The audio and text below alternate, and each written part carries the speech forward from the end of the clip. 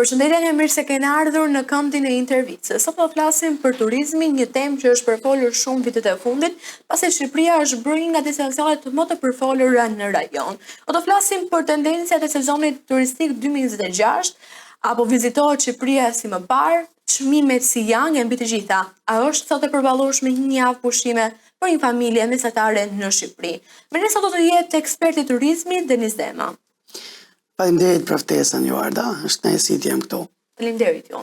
Mirë, si ka nisur sezoni turistik 2026?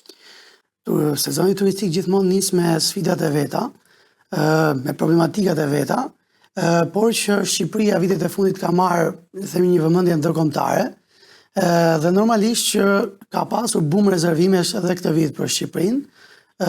Pjesa ku interesohen normalisht është Ksamili, Maldivet e Europës, për atë është bërë e njohur aktualisht, dhe vinë shumë turistë, sidomos nga Italia, cila kemi vend shumë afër, për një orë vjen këtu, pastaj kemi turistë nga pjesa e Europës, le të themi veriore, si Danimarka, Suedia e tjerë, por dhe shumë turistë polak, slovak, sloven e tjerë.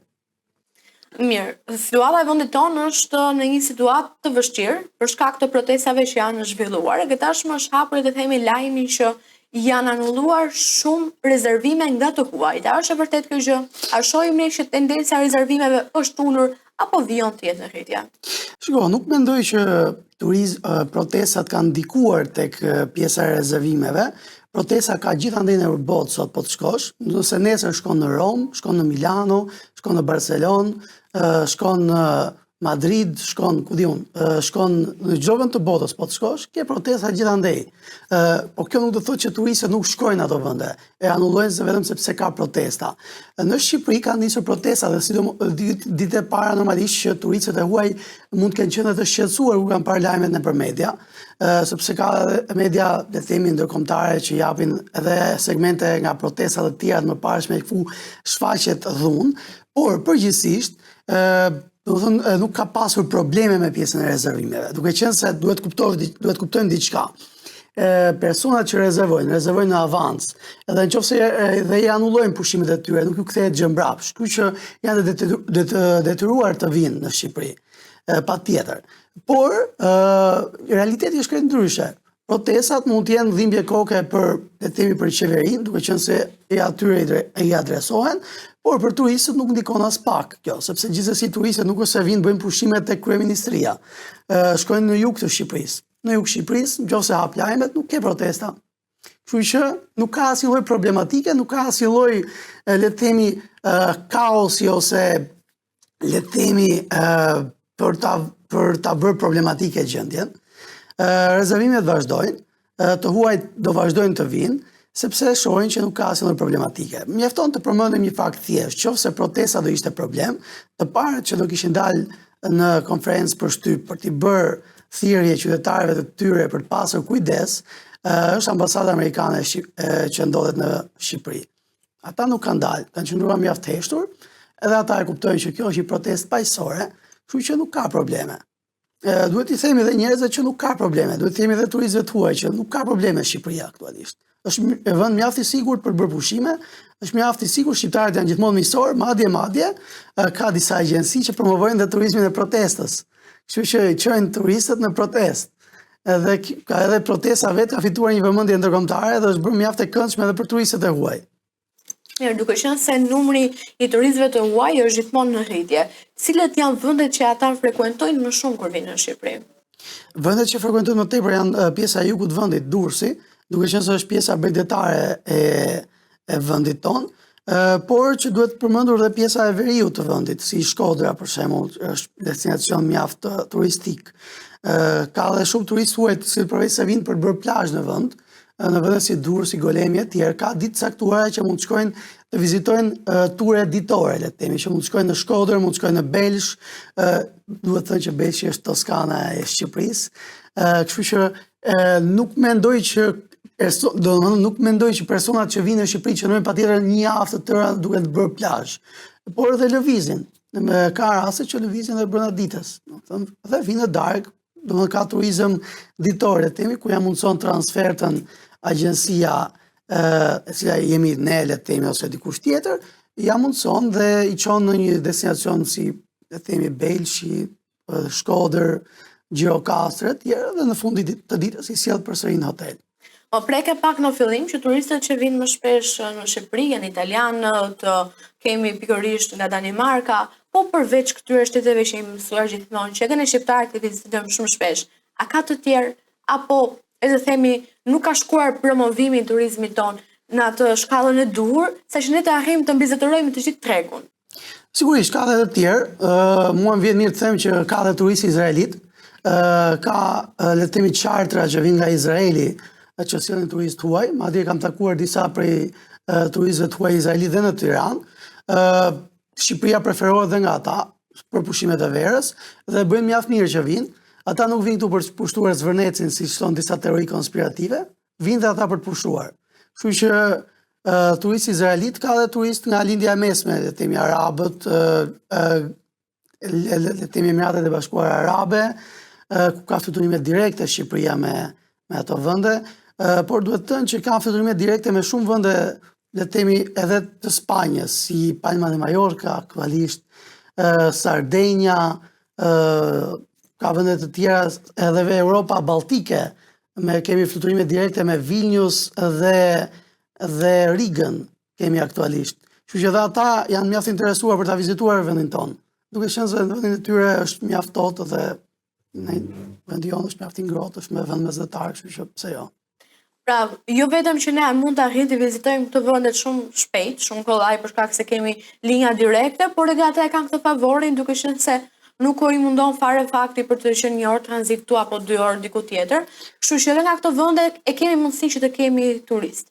Sigurisht është avionët vinë përderisa ka fluturime, përderisa është futur linja ajrore dhe ajo lindje, themi, ai destinacion vazhdon të qëndrojë në treg, do të thotë që turistë shkojnë dhe vinë, sepse edhe ne si shqiptarë për shembull me një bilet, le të themi, gjatë sezonit turistik mund të shkojë diku 150-200 euro një bilet për vendet balltike, do të thënë që sezoni është pjesa ku dhe biletat rriten, mund të shkojmë në Vilnius, mund të shkojmë në Riga, mund të shkojmë në vende të tjera si Danimarka me fluturime direkte, edhe ata vinë këtu për të pushuar. Mjaft e thjesht.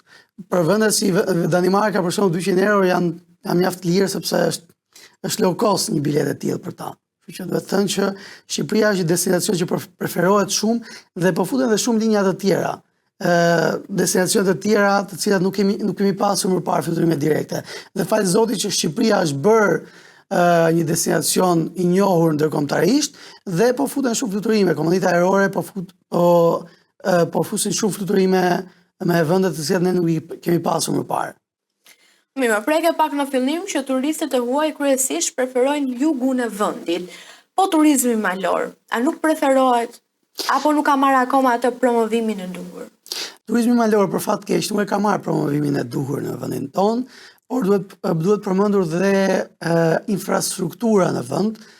Le të themi që gjatë sezonit veror për të shkuar nga një vend në një vend tjetër duhet nisesh 4 ose 5 të mëngjesit për të shkuar, le të themi në Shkodër, për të shkuar në Shkodër duhet nisesh në orën 4 ose 5 të mëngjesit për të arritur, ndryshe do ngelesh në trafik pa u nisë më vonë. Pa u nisë në orën 7-8 do ngelesh 3-4 orë në trafik. Imagjino Shkodra vështirësisht e aksesueshme. Imagjino pjesët e tjera të veriut të vendit. Sa të vështira janë për të aksesuar. Kështu që ky është një problem i madh që ne duhet punojmë, duhet bëjmë rrugë alternative ose autostrada alternative që edhe veriu i vendit të jetë lehtësisht i aksesueshëm për turistët e huaj. Mirë, për një familje mesatare shqiptare, sa është e përballueshme një javë pushime pikërisht në vendin tonë? Është e vështirë, le të themi, është e vështirë sepse çmimet janë rritur. Çmimet kanë qenë gjithmonë të rritura, por duhet përmendur disa faktorë. Niveli i shërbimit që është në vendin tonë. Le të themi që jemi shumë brapa në nivelin e shërbimit krahasuar me vendet e rajonit, dhe çmimet i kemi mjaft të larta krahasuar po ashtu me vendet e rajonit. Kështu që për një familje mesatare është më lehtë të pushojë jashtë vendit sesa të pushojë brenda vendit. Por ka dhe ata që pushojnë, sidomos që pushojnë, por e bëjnë vajtjarje brenda ditës. pjesa më e madhe bëjnë vajtjarë bërnatite sepse nuk kanë mundësi të qëndrojnë le të themi një javë në Ksamil. Shumë e vështirë për të qëndruar një javë në Ksamil, një familje shqiptare sot. Po mirë, çmimet vërtet janë rritur. Pa shërbimet, vërtet i meritojnë këto çmime që janë sot në jugun e vendit tonë? Jo, nuk i meritojnë. Ky është një problem, ky është nga problemet që ne kemi aktualisht. Ka vetëm disa struktura akomoduese që ndodhin në pjesën e Golemit, në pjesën e Durrësit, ku ofrojnë shërbime all inclusive dhe vërtet e meritojnë atë çmim sepse kanë implementuar le të themi atë pjesën e Antaljas për sa i përket shërbimit. Domethënë nuk është se janë në të njëjtin nivel, por gjithsesi janë në rrugën e duhur dhe krahasuar shërbimi dhe me çmimin ja vlen të pushoshat në ato vende. Por në jugun e vendit është shumë e vështirë. Domethënë nuk të ofrohet një njëjti shërbim dhe për çmimet që paguhen është mjaft shtrenjtë. Mund të bësh një javë pushime në Maldive me aq sa paguhen një javë në jug. Po për ata shqiptarë të cilët zgjedhin të pushojnë jashtë, cilat janë zakonisht destinacionet më të preferuara? Po destinacionet më preferuara janë Turqia, është Antalya si çdo vit, ku rreth 30.000 shqiptarë preferojnë të pushojnë jashtë vendit, preferojnë Antalyan. Pastaj është pjesa e Greqisë, është pjesa e Malit të Zi, që janë vende të afërta, por ka edhe nga ata që individualisht shkojnë edhe në vende të tjera si Sardenja, Palma de Mallorca, Barcelonë, shkojnë shumë, duke qenë se është le të themi 2 orë larg dhe ka fluturime direkte dhe destinacioni i preferuar në Barcelonë është Costa Brava, janë disa fshatra të bukur interesant, të cilat kanë gjithashtu dhe mundësinë e plazhit dhe duhet të thënë që kushton më pak se sa të pushosh në Shqipëri. Duke qenë se dhe plazhet janë publike, kështu që çdo ditë mund të vizitosh një plazh të ndryshëm. Më se ke pak më parë që rreth 13.000 shqiptar zgjedhin të pushojnë jashtë vendit. A nuk është Jo jashtë vendit, preferojnë Turqinë për pushuar. Po, duke qenë se Turqia është pikërisht jashtë vendit. Okej, po. A nuk është një numër i lartë relativisht i pushuesve shqiptar jashtë vendit? Ky ka qenë gjithmonë numri ndër vite i personave që shkojnë në Turqi. Kështu që relativisht i lartë nuk do thoja. Ne jemi vend me 2 milion banor, kështu që nuk është një shifër relativisht e lartë për të pushuar jashtë vendit. Ka dhe mjera të tjerë që zgjedhin të pushojnë në destinacione të tjera jashtë vendit. Por duhet të thënë që prapë se prapë nuk është, le të themi, është një përqindje shumë e vogël e personave që zgjedhin të pushojnë jashtë vendit. Për një familje shqiptare relativisht është shumë e vështirë të bëjmë pushime, si brenda si jashtë. Duhet të thënë edhe pjesa e rrogave ne kemi mjaft të ulta. Mirë, Shqipëria po bëhet çdo ditë më shumë një destinacion i njohur turistik. Pa po bëhet akoma më shumë e vështirë për të pushuar ne në vendin tonë. Po, dhe nuk është problemi vetëm tek Shqipëria. Është problemi e çdo vend turistik që shkon aktualisht, le të themi vend turistik edhe ndërkombëtar, është shumë e vështirë që vendasit të bëjnë pushime. Marrim rastin e Barcelonës, për shembull, ka mjaft raste kur protestuesit i kanë qelluar me ujë ose me vezë pushuesit, sepse është bërë një vend, le të themi ka një mbi turizëm, edhe kjo ka rritur edhe çmimet në Barcelonë. Mjafton të cekim edhe një politikë që ka marrë aktualisht Bashkia e Barcelonës për të frenuar rritjen e çmimeve për personat që jetojnë në Barcelonë, sepse rasti B&B-ve për shembull ka rritur çmimet e qeras dhe çmimet e apartamenteve dhe shtëpiave atje. Bashkia e Barcelonës ka vendosur që nuk do ketë më Airbnb, vetëm struktura hoteliere do ofrojnë pjesën e qëndrimit.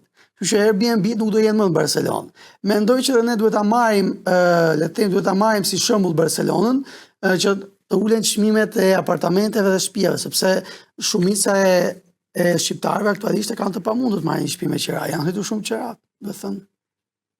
Mirë, që më ndale pak tull të themi të këto reforma të reja që është duke marrë Barcelona, po edhe për të ulur këto koste të larta të turizmit në Shqipëri, cilat më të merren për shembull 2-3 reforma, ta bërë të mundur që jo vetëm pushimet i shionim, po e kur ti mbaronim ato, mos na gjimte koka nga të thoshe që ka vitin tjetër që vjen, do ta mendojmë 2 herë të pushojmë në vendin tonë apo jo. Shiko, problemi është që Barcelona ka ndërmarrë këtë sepse ka një turizëm masiv. ne nuk jemi akoma në stadin e Barcelonës. Kështu që aktualisht duhet të mbajmë, duhet të rrim në nivelin që jemi, nuk kemi çfarë bëjmë. Për të thithur sa më shumë klient, për të thithur sa më shumë turistë të huaj. Aktualisht kjo është vetëm zgjidhje, s'kemi çfarë bëjmë tjetër. Derisa të arrijmë në atë fazë. Pastaj në momentin që arrijmë në atë fazë, duhet parë edhe niveli i qerave, duhet parë edhe niveli i rrogave dhe pastaj duhet marrë veprimet më tejshme. A janë çmimet në Shqipëri ende konkurruese në liga me vendet që ne kemi shumë afër, për shembull, si Greqia, Malizi, Kroacia? Jo, nuk jemi konkurrues në lidhje me çmimet. Domethënë Shqipëria, për sa i përket shqiptarëve, një shqiptar preferon më tepër të shkojë në Malzi, në Greqi, në Turqi ose edhe në Kroaci dhe të marrë një shërbim më të mirë se sa që merr në Shqipëri. Kështu që krahasuar me çmim shërbim, ne lëm shumë për dëshiruar në këtë pjesë, në këtë drejtim. Duke parë se si ka nisur sezoni turistik 2026, çfarë presim nga korriku nga kushti, pasi e dim që këto janë 2 muaj më të rëndësishëm për një sezon turistik veror?